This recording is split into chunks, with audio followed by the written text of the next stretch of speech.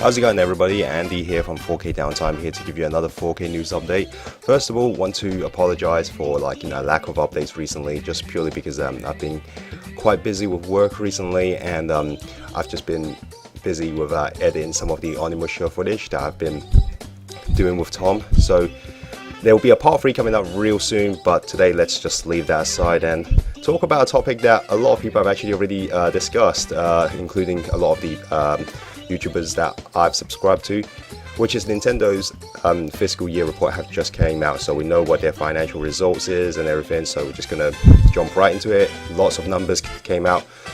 So first off, let's start off with the amount of hardware that is sold. So if you have seen the title already, yes, it has sold almost 18 million units at this point, 17.79 to be precise, and the amount of software sold was 68.97. Now these numbers goes up to March the 31st, so like just basically a month ago, to be precise, and it's really good. Like personally, as a Nintendo fan, I'm really happy to see Nintendo bounce back in such a strong way. Like, you know, when it comes to hardware, it has already eclipsed the Wii U already, which is its worst selling console ever. So to see Nintendo learn from that and bounce back so strong is something that me as a fan, I'm really happy that they're doing well. We also got a lot of numbers for the games as well.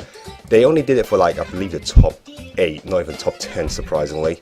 But regarding the top 10, you've got Mario Odyssey at the top, 10.41 million, and I'm like, damn.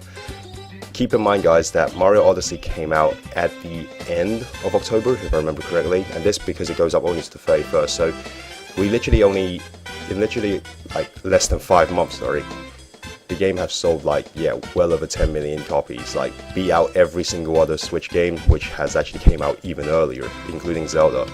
And the second one, surprisingly, is not Zelda, it's actually Mario Kart 8 Deluxe, which is a port from the Wii U, and it has actually already eclipsed the Wii U amount as well. I think the Wii U one sold a little over 8 million, and like, you know, Mario Kart 8 Deluxe 9.22, I mean. So that in itself also, like, you know, just goes to show that there were some people who was talking about before that, like, you know, Mario Kart 8, oh, why they're porting that over, why not just give us Mario Kart 9? Keep in mind, guys, if Nintendo would have listened to the few of you have actually said that, well, that's like God knows how much millions. Like the game sold for 60 bucks, I believe, in the States. So yeah, if we like do 9 million, like, you know, times 60, I believe like that's what, $540 million, like, you know, that they would have just lost if they would have actually listened and then just go, oh, you know what, screw Mario Kart 8, let's just bring out Mario Kart 9, which, let's be honest, it will come. Like, for anybody who thought there will not be a next Mario Kart, it's crazy. Like, you know, Mario Kart will just continue. It's like a long-going series. Anyway, moving downwards, we've got Breath of the Wild at 8.48 million. Also very good. It's definitely on its way to becoming the best selling Zelda game of all time. As a matter of fact, if you include the Wii U numbers as well, I forgot how much the Wii U one have sold. I believe if you include the Wii U one as well, it should be over 10. Following by that, it's Splatoon 2, 6.02 million. Very good numbers indeed. Again, it has already surpassed what Splatoon 1 have sold on the Wii U. And this game is probably going to be an evergreen title, much like Mario Kart 8 and the other, like, you know, ones that is in the top. It's one of those titles that if you buy a Switch, yeah, chances are you probably will be into it. And thanks to the most recently announced Octopath's expansion, yeah, I have a feeling like, you know, it's just going to get more people back into Splatoon, and people who haven't actually bought it yet will most likely like get the game and then probably get the season pass as well. Hopefully by that point the game would also be a bit cheaper, so like, you know, you could buy the whole set, just get the whole experience. But anyway, moving on to the next title is 1-2 Switch. Like, you know, it's the title that everybody was like, you either love it or you hate it. Like, for me personally, I haven't actually tried it yet, but when I went to the Nintendo event when they were first demoing the game, when the Switch was first announced, I had some enjoyment out of some of the mini games. Some of them were quite ridiculous, but I thought like, oh yeah, it was pretty fun to play. Like, it's definitely one of those games that was made for families only. So it's like, if you're purely a single play guy, like, you know, you wouldn't see yourself using your Switch, like, you know, with family and friends, then yeah, probably won't appeal to you. But despite that though, it sold 2.29 million, and I felt like, you know what, for a launch game, Not bad numbers at all. Could they be a possible follow-up to this? Maybe not, but hey, at least the money that I accumulated, maybe they'll use it on something else.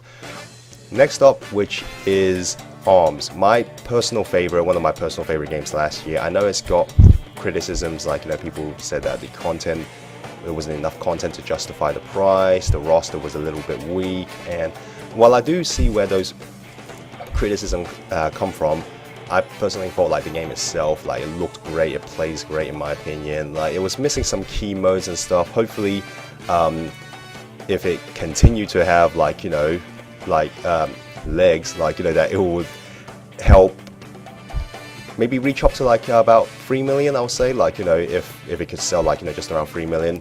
Hopefully Nintendo will consider a sequel. And then like add more content into it, because I personally really enjoy this game and I really want to see it becoming kind of like a B tier Nintendo franchise, and at sitting at 1.85 million, therefore exclusive to only like this console, I personally felt like there can potentially be a sequel that will just iron out some of the flaws, and yeah, hopefully there will be more to it, because I really did enjoy it and I enjoyed all the free updates up until this point. Anyway, next up is Xenoblade Chronicles 2. Hands down my second favorite game last year, beaten out only by Zelda. Poured about 400 hours into it. Love this game to death. And it sold 1.31 million, which in the Xeno games, as far as the Xenoblade games before, like it's considered, I believe, the best-selling one out of all of them. It definitely sold better than X, and better than the first one that came out on the Wii, because in case you didn't know yet, the first Xenoblade Chronicles came out literally at the end of the Wii's lifespan. So by the time it came out, not as many people paid that much attention to it, but because Xenoblade Chronicles 2 launched literally during this Switch's first year, and because the Switch has been so successful, I'm kind of glad to see like it's getting the sales that it deserves.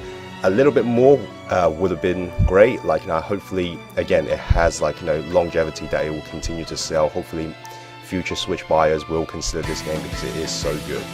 And then the last one, quite possibly the most shocking one for me at the very least is Kirby Star Allies. Now keep in mind guys, this report ends at the 31st of March. I believe Kirby launch was it mid-March or just early March. So 1.26 million here is literally just less than a month, about 2 or 3 weeks, maybe not even 3 weeks. So in less than that it could sell that much. Already goes to show that this game definitely have legs. I could continue it seeing like it's selling well. Definitely probably will pass Triple Deluxe and Planet Robobot, which came out on the 3DS. But yeah, I was really impressed. I myself have yet to buy the game yet. I personally really think I should, because I love Kirby games in general, so I definitely will be picking this one up. So that as far as numbers go, that pretty much goes for it. There are other numbers that they release for all their other platforms, so 3DS included, but let's face it, I think most of you guys are more interested in the Switch numbers and the Switch game numbers, so I'll leave a link below and you can go check out all the other figures if that so interests you. The other thing I really want to talk about is actually Mr. Kimishima, who is the current CEO at Nintendo, has actually decided to step down. Like, now to be fair, Mr. Kimishima has always been was just kind of, I guess you could say, a placement holder. Like after Iwata passed away, I still really miss him even now. And so Mr. Kimishima was actually brought in, to just kind of be that placeholder until Nintendo could actually find somebody else to be the actual successor to Mr. Iwata. And they've actually found the right person now, or at least I want to assume it's the right person. So I'm sorry if I butchered his name, So the president that will be taking over Mr. Kimishima is Shintaro Furukawa. He's appointed as the new president of Nintendo, and I'm assuming it probably will be starting maybe after this fiscal year.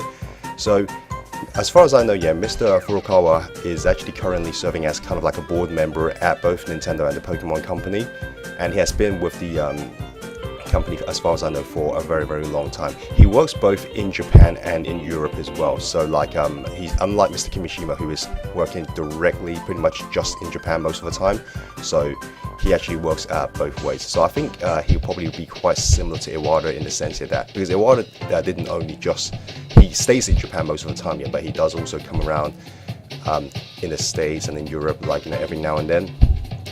Now, the one thing that might surprise some of you guys here is that Mr. Furukawa is only 46 years old compared to Mr. Kimishima, who's 68. So that means Mr. Furukawa is actually around in the same age actually when Iwata first became president at Nintendo. And I feel like maybe they just want to bring in somebody who is much younger, like, to kind of like lead Nintendo. It's kind of the same way when Iwata was appointed as president. But hopefully, like, I don't know too much about what Mr. Furukawa have done in the past, or like, or what makes him obviously so suitable for the role. But I wish him the best of luck. Like, hopefully he could lead Nintendo to new heights. As for Mr. Kimishima, I felt what he has done, at least during the past, I guess you could say past year, like almost past year, he has done great in my eyes. Like, again, like, without actually being within the company, you probably don't know what his work was really about. But hey, I think he did great, and hopefully Mr. Furukawa could again lead Nintendo to new heights. And speaking about Europe, there was also a bit of a shake-up over here as well. Apparently Mr. Satoru Shibata, like, president of Nintendo of Europe, he's actually leaving us. Like, like, he's leaving as the president of Nintendo of Europe, but thankfully he's not leaving the company as a whole. He's actually just moving back to Japan, probably, like, just basically becoming more of a board meter over there.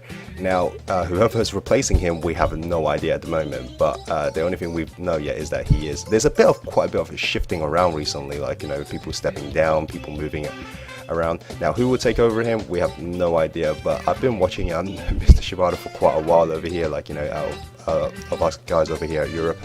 So again, whatever he has to do back at Nintendo, hope for him the best. And yeah, I'm interested to see who will take over for the Nintendo Directs over here in Europe. Hopefully it's somebody who is just as energetic as him, because whenever I watch him, yeah, it's kind of like he's always smiling and everything in the Nintendo Direct, and like just seems like just a very nice guy. Kind of like reminds me of Iwata to a certain extent. But yeah, guys, as far as like, their fiscal report, yeah, that's more or less all the stuff that they had to announce. Again, I'll leave some of the links in the below, and then you could actually click on them and see what other stuff that they discussed. But those were the main points that I actually wanted to talk about today. So again, guys, thank you so much for watching. It was very much appreciated. If you enjoyed this video, consider subscribing and giving it a like. If not, you can hit a dislike. This is Andy from 4K Downtime signing off. Have a good one, guys. Take it easy.